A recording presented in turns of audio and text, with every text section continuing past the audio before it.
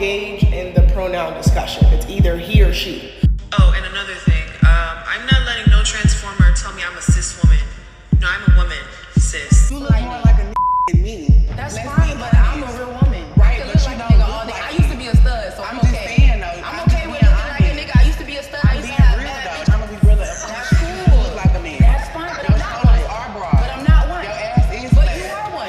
You know what's crazy? Whenever people talk about LGBTQ issues, especially in the Black community, the conversation really gets uncomfortable really fast. People either shut down the conversation or pretend the problem doesn't even exist. But the truth is, transphobia in the Black community is a real thing. And today I want to talk about it honestly, not to attack anyone, not to shame anyone, but to talk about experiences a lot of Black trans people go through that nobody really wants to acknowledge.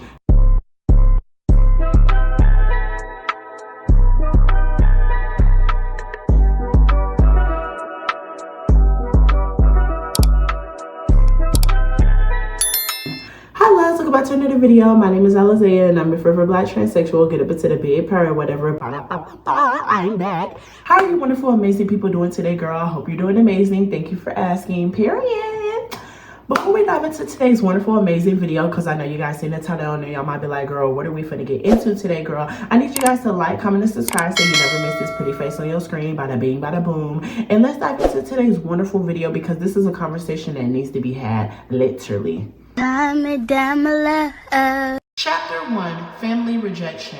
One of the hardest parts of being trans in a lot of Black families is the fear of rejection. For many people, the first place they experience transphobia isn't from strangers, it's from home. Some trans people are literally kicked out of their place for being who they are. Imagine being a teenager still trying to figure out life and suddenly you're told you're not welcome in your own home anymore. Because family is supposed to be your safety net, but when that safety net disappears, you're forced to survive in ways most people never think they could ever survive in. Or never thought about, literally.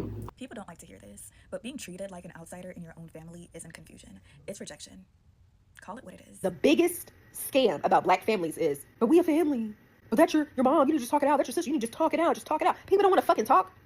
They just want you to give your energy to them so they can keep you in this mental game with them. Oh, if I get her to tell me how she feels, I can manipulate her because now I know how you feel. I know how to try to get ahead of you. I know how to try to fuck up what your reality is. Don't fall for the propaganda. You are not living for your family. You coming back to the family is not going to make the family better. They just need somebody to keep punching at. They need somebody to keep fucking with. They need somebody to be lower than them so they can feel better about their low-ass self-esteem. The only reason why they're coming back to you to try to pull you back is to hold you back. They see your potential. They don't like the fact that you know your worth. And they don't like the fact that you're doing just fine without them. Most families, especially Black families, they thrive off dysfunction. They thrive off of gossip. They thrive off of talking shit about each other. I know my damn family does. And what's crazy is none of them even really like each other. They sit up, group up, talk shit about me. Whole time, they talk shit about each other too. And all it takes is for one person to fall out of the line of dysfunction for them to really see how dysfunctional they actually are. If you have made it up in your mind that the door is closed, then let the door be closed. Because change doesn't just happen overnight. It doesn't just happen in a matter of months. This is years.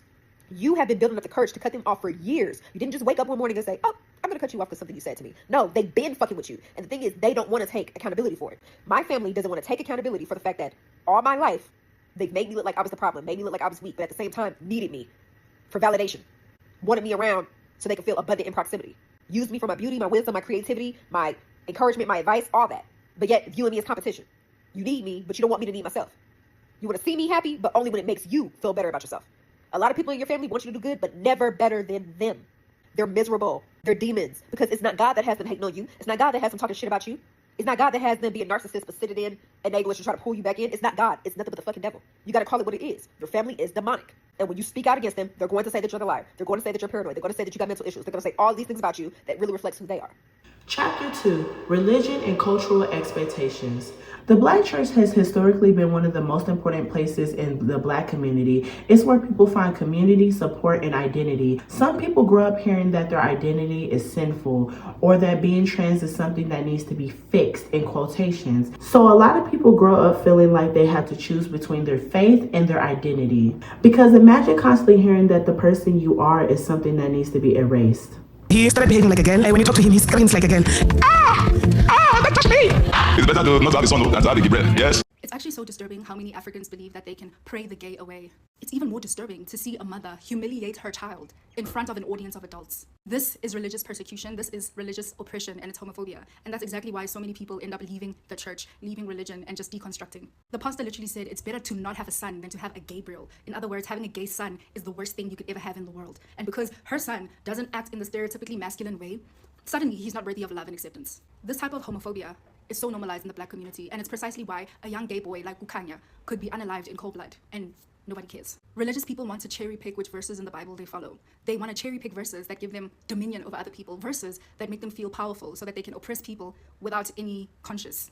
But when it comes to the verses that say love and accept other people, we don't care about those ones. And the funny thing is, black families will rather stand by a rapist and an abuser than a gay son. Being gay to them is the worst thing you can be in the world. No matter how successful, how great of a person you are, the fact that you're gay, lesbian, trans, whatever, already disqualifies you from being accepted and treated well in the family. People do not choose to be gay, they don't choose their sexuality. And I really hope someone steps in to help this child, because this is very sad and it is a form of emotional and mental abuse. In the black church, you can be anything but gay. You can have 9 kids out of wedlock. We'll actually have your baby shower in the motherfucking fellowship hall. But you can't be gay. You want my talent, but you want to get across this motherfucking pulpit and bash me. Now, talk about, if you want to preach from the Bible, cool. But the whole, I'm sick of sissies, 2 hard-legged men, that's nasty. Now you're putting in your opinion. The Bible says homosexuals. Why can't you just use that? We got to be sissies too? We want to talk about gay people, and your entire church is gay. And what a lot of people don't know is King James was a homosexual. The very Bible that you guys are reading was written by a fucking homosexual. We have so many gay psalmists, recording artists, and y'all singing their songs. Everybody know James Cleveland was openly gay, but you hear God is, now you want to pass the fuck out. Now we got to throw a sheet over you. Chapter 3, Masculinity and Gender Roles. Another conversation that people avoid is the pressure around masculinity in the black community. Black men are often expected to be extremely masculine, aka strong, tough, emotionless. So when someone challenges those expectations, whether they're gay, feminine, or trans, it can trigger a strong reaction. Because in some communities, masculinity is tied to respect and survival. But the problem is when those expectations turn into hostility towards the person who is being different, it can create conflict. No tea, no shade. Men are the most insecure species on this planet. Toxic masculinity, societal expectations, absent fathers, emotional suppression, job titles tied to self-worth, peer pressure from other men hyperexposed in the culture. Men are the drag queens of society. They put on a performance every single day. The perfect smile, the macho act, the flex chest, the bravado, all mask hiding fear, self-doubt, and vulnerability. They practice their lines and rehearse their moves, but they make sure to censor their tears. They're living in a constant pageant judged by society's critics. And just like drag queens, when the makeup comes off, the real person is human. Soft, messy, and emotional, craving love and validation. Men may strut, they may pose, they may act unbothered, but deep down they're performing because the world will never let them be. Amongst other men, insecurities don't just exist, they get amplified. Men are often raised by comparison and competition, where vulnerability is mocked and toughness is praised. When a man shows fear, doubt, or vulnerability in front of other men, instead of support, he gets told to man up. There's always judgment or teasing followed up behind that. In short, men are not just struggling with external expectations. They are constantly policing each other in ways that keep insecurities alive, thriving, and unchallenged. Enough is enough. Just live your life and not for others. Thank you. I'm so happy I'm not in any spaces where I have to perform traditional masculinity anymore, because that shit is so exhausting, bro. Like, you lose yourself so much. Like, when you're forced into traditional masculinity, you become a hollow shell of what you could be or what you want to be. You know what I'm saying? Because it's like you have to constantly prove yourself over and over and over again at all times of the day. And that just creates anxiety and insecurity. And there's nothing wrong with traditional masculinity. Like, I think that if you want to practice that, that's fine. But the problem is it's forced onto everybody. And the worst part about traditional masculinity is you can never fully attain it, because there's always going to be somebody that's better than you at some sort of aspect of masculinity. And that's why it creates insecurity within people. That's why you see so many men with fragile ass egos. And the standards of being a man are so fickle and so ever-changing, bro, because it's like you can get questioned on the way that you walk, the way that you talk, the way that you dress, and the colors that you wear. And within all these things, the masculinity can either go up or down depending on the decade or the generation. So why would you follow something to the T if it's just going to change? And you're going to have to readjust to it. You might as well just live your own life and do things that you feel comfortable with doing. And we're seeing a lot of men out there questioning masculinity and patriarchy, and they just don't get it. You know what I'm saying? Because they still got that patriarchy chip in their brain. And they're asking like the good starting questions of, why should I have to be a provider? Why should I have to execute masculinity in this way? But that's as far as they go. You know what I'm saying? They don't question patriarchy and misogyny and try to break down and dismantle these things within themselves and within their community. It just stops at, why do I have to do this? I don't want to do this. And they just want to leave it at that. But you can't live the life that you want to live if you're not able to break down patriarchy, to break down misogyny.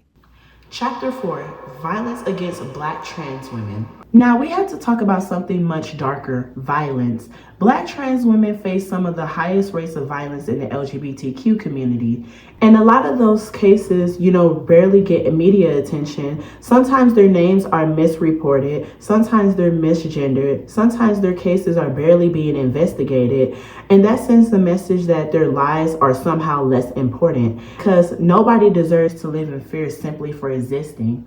The dehumanizing of Black trans women is honestly so wild at this point. The allegations here, quite simply, they're unacceptable. A Black transgender woman beaten and strangled to death in this alley back in June. And now this week, investigators announcing they're charging 18-year-old Malik Fales in connection to that murder. Prosecutors allege the teen paid the victim, 28-year-old Christine Hayes, to perform a sex act in the alleyway. Prosecutors say once completed, things took a violent turn. Allegedly finding out that the victim identified as a transgender. First and foremost, let's try to use humanizing language when speaking about trans people, even in their death. She wasn't a transgender. She was a transgender person, a transgender woman. Her name was Christina Harris. And when you see anybody advocating in the media for stricter protections for anybody who has to engage in survival sex work to live, which would disproportionately affect Black and brown trans women, these are the reasons why. The proceedings for this case are just now beginning. And as you can tell by the rhetoric by the man on my right and the bottom right, they're already going to frame this entire defense around trans panic defense. Listen, I don't think that the trans panic defense is a legitimate argument. I don't think that it exists. And if it does exist, it exists in very specific situations. I think that it's used as a tool to further otherize and marginalize trans women, specifically Black trans women. We will get into that. And if you aren't familiar with what the trans panic defense is, it's a legal argument where a defendant claims the victim's trans identity caused them to lose self-control, justifying violence and reducing or eliminating liability. And you already know what the common conclusion is. For a lot of these cases, they already knew that the person that they were interacting with was a trans woman. And it's easily verifiable by cross-referencing text messages in the court proceedings, video clips, and even personal testimonies. These are the moments in time where we can clearly point out the systemic oppression and transphobia that still exists in our court systems. Ignoring clear evidence, imposing insane plea deals, which would result in time and time again